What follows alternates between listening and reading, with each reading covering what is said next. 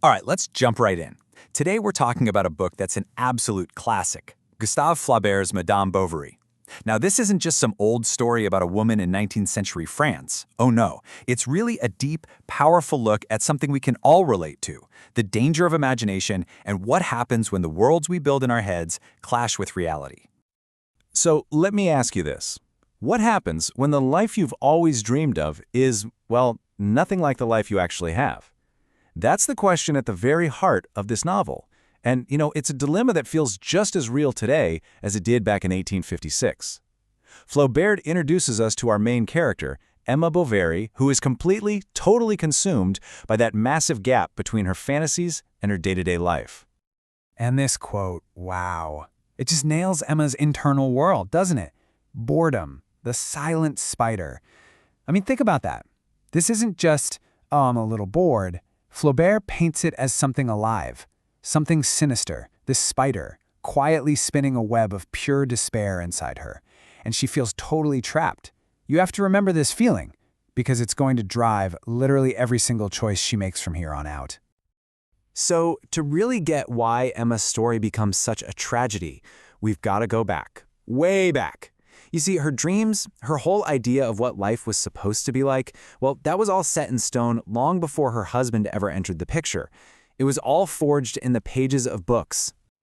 Okay, so this is absolutely key. Emma's real education didn't come from a classroom. It came from fiction.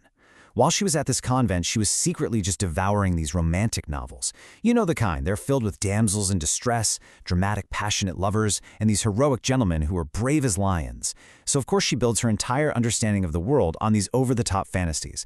She's creating a standard for real life that is just completely impossible to meet. And then, reality hits. After a whole life spent dreaming of these literary heroes, Emma gets married off to Charles Bovary. And the contrast, it couldn't be more extreme. He is the walking, talking embodiment of the boring, mundane reality she is so desperate to run away from. This is where Flaubert is just brilliant. He uses these tiny, almost brutal details to show you just how big the gap is between her dream and her reality.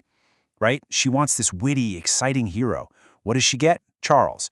He's a nice guy, sure, but he's a simple country doctor. Flaubert describes his conversation as being as commonplace as a street pavement.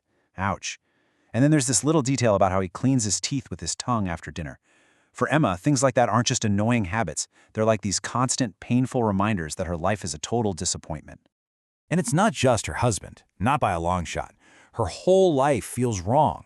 In her head, life is supposed to be this grand adventure, this immense land of joys and passions, full of fancy Parisian balls. But her real life, stuck in the boring countryside, surrounded by people she thinks are just imbeciles.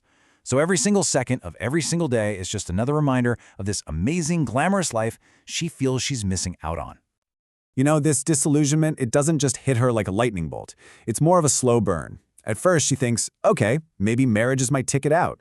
But life in the provinces quickly starts to feel like a prison. And then she gets invited to the Vaubyessard ball.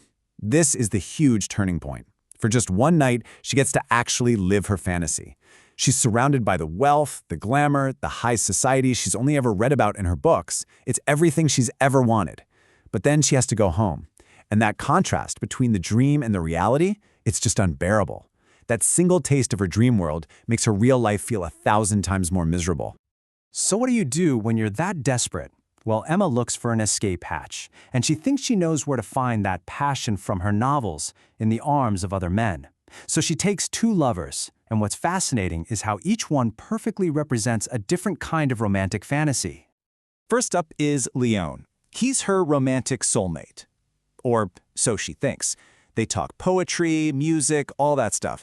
But really, he's just this timid young guy who's basically just reflecting her own fantasies right back at her. So he doesn't work out. Then comes Rodolphe. He's the total opposite, the passionate seducer. He's older, wealthy, worldly. She thinks this is him. This is the guy who will sweep me away. But to Rodolphe, she's just another conquest. It's a game. The tragic part is, in both cases, she isn't really seeing the actual men. She's just casting them as characters in her own private novel. When you build your whole life on fantasies, on illusions, it's like a house of cards. It's bound to come crashing down. And for Emma, it does. It all shatters in two absolutely devastating blows that just rip away her last shreds of hope and send her spinning into her final tragedy. Okay, so the first blow, it actually comes from her husband, Charles. Emma gets this grand idea.